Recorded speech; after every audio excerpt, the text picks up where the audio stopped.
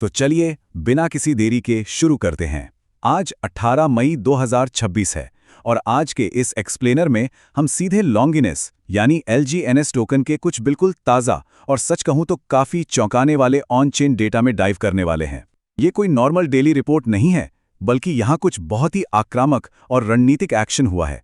तो आइए सीधा डेटा पर चलते हैं और देखते हैं कि असल में क्या चल रहा है। करीब 19,09,000 से ज्यादा। ये कोई छोटा मोटा अमाउंट नहीं है।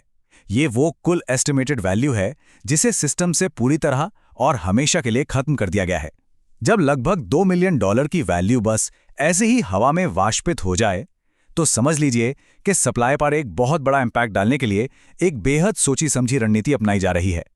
इतनी बड़ी संपत्ति का हटना इकोसिस्टम के लिए एक बहुत बड़ा कदम है। और जो बात इस पूरे इवेंट को लिटरली क्रेजी बनाती है, वो है इसकी स्पीड और इसका स्केल। करीब 4,94,000 लॉन्गिनेस टोकन्स को सर्कुलेशन से परमानेंटली बाहर कर दिया गया है। और मजे की बात, ये काम हफ्तों या महीनों में नहीं, बल्कि सिर्फ 3 लगातार ट्रांजैक्शंस में निपटा दिया गया। एक ही झटके में इतनी बड़ी सप्लाई को हटाना, ये इकोसिस्टम के एक बहुत ही दृढ़ और अर्जेंट दृष्टिकोण को दिखाता है। अगर हम इन 3 ट्रांजैक्शंस के पैटर्न को देखें तो चीजें और भी दिलचस्प हो जाती हैं। पहला बर्न लगभग 98,000 टोकन्स का था, जो खुद में ही मार्केट में हलचल मचाने के लिए काफी हैं। लेकिन फिर दूसरा और तीसरा ट्रांजैक्शन देखिए, ये दोनों लगभग 197,000 टोकन्स के हैं। मतलब दूसरे और तीसरे स्टेप में बर्न का जो साइज था वो पहले वाले के मुकाबले सीधा डबल हो गया। ये साफ दिखाता है कि टोकन्स को सिस्टम से बाहर निकालने की इंटेंसिटी को कैसे अचानक से गियर अप किया गया।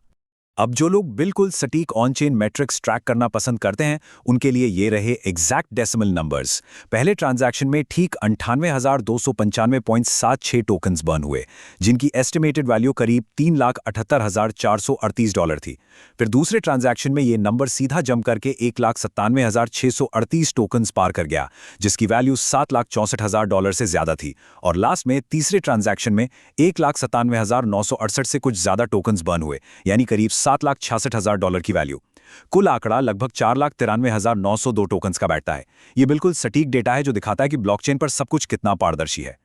लेकिन असल में बैकग्राउंड में हुआ क्या है, इसे समझने के लिए हमें बायबैक और बर्न मैकेनिज्म को समझना होगा। आसान भाषा में कहें तो ये एक ऐसा सिस्टम है जो मार्केट से टोकन्स को वापस खरीदता है और फिर उन्हें हमेशा के लिए नष्ट कर देता है। ये कोई टेम्पररी लॉकअप नहीं है जहां से टोकन्स भविष्य में वापस आ सकें। जो एक बार इस प्रोसेस से गुजर गया, वो हमेशा के लिए मार्केट से बाहर हो जाता है। सप्लाई को कम करने का इससे ज्यादा डायरेक्ट और एग्रेसिव तरीका शायद ही कोई और हो। और सबसे अच्छी बात यह है कि ये सब सिर्फ हवाई बातें नहीं हैं। ये पॉलीगॉन POS नेटवर्क पर पूरी तरह से वेरीफाइड ऑन चेन डेटा है।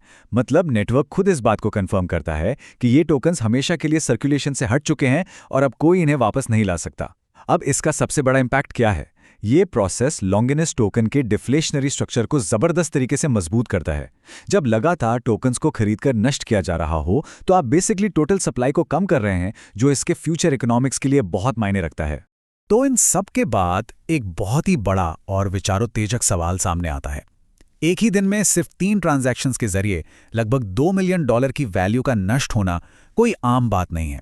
ऐसे में इस वेरीफाइड बायबैक और बर्न का लॉन्जिनेस के डिफ्लेशनरी स्ट्रक्चर पर लंबे समय में क्या असर पड़ेगा? इतनी तेजी से इतनी बड़ी सप्लाई का कम होना आने वाले समय में क्या नए आर्थिक बदलाव लाएगा? ये एक ऐसा सवाल है जिस पर हम सबको यकीनन नजर रखनी होगी।